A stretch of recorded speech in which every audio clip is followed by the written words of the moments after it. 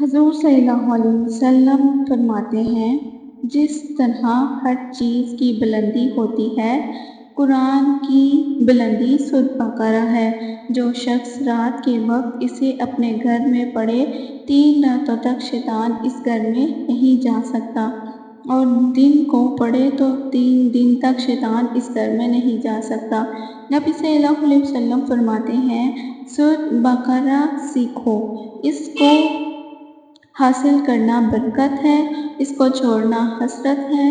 جادوگر اس کی طاقت نہیں رکھتے۔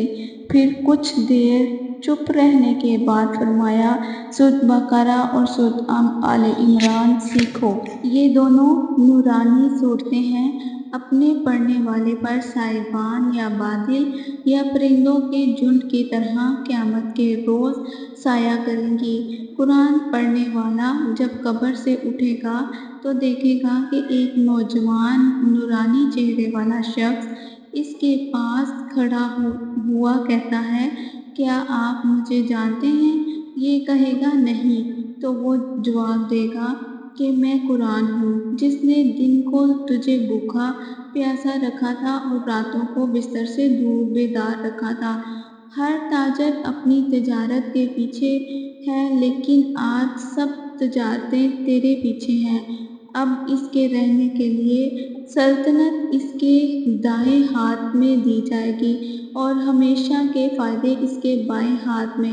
اس کے سر پر وقار و عزت کا تاج رکھا جائے گا۔ اس کے ماں باپ کو 2 ایسے عمدہ قیمتی ہار پہنائے جائیں گے کہ ساری دنیا بھی اس کی قیمت کے سامنے حقیر ہوگی۔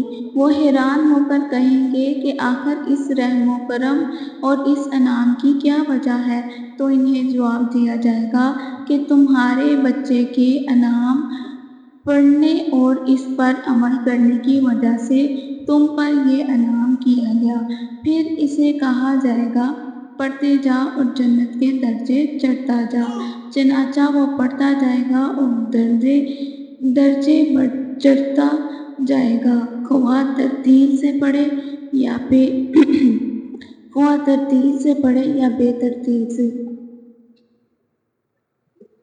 یہ تھی سورۃ بقرہ کے متعلق ایک زبردست حدیث۔ آئندہ ہم سورۃ بقرہ کی پراپر شروعات کریں گے شارٹ ویڈیوز میں۔ اگر آپ کو ہماری تفسیر کے ساتھ ہمارے ساتھ چلنا ہے تو شارٹ ویڈیو روزانہ کے حساب سے، آیت کے حساب سے سینڈ کی جائے گی، آپ ضرور سنیے گا۔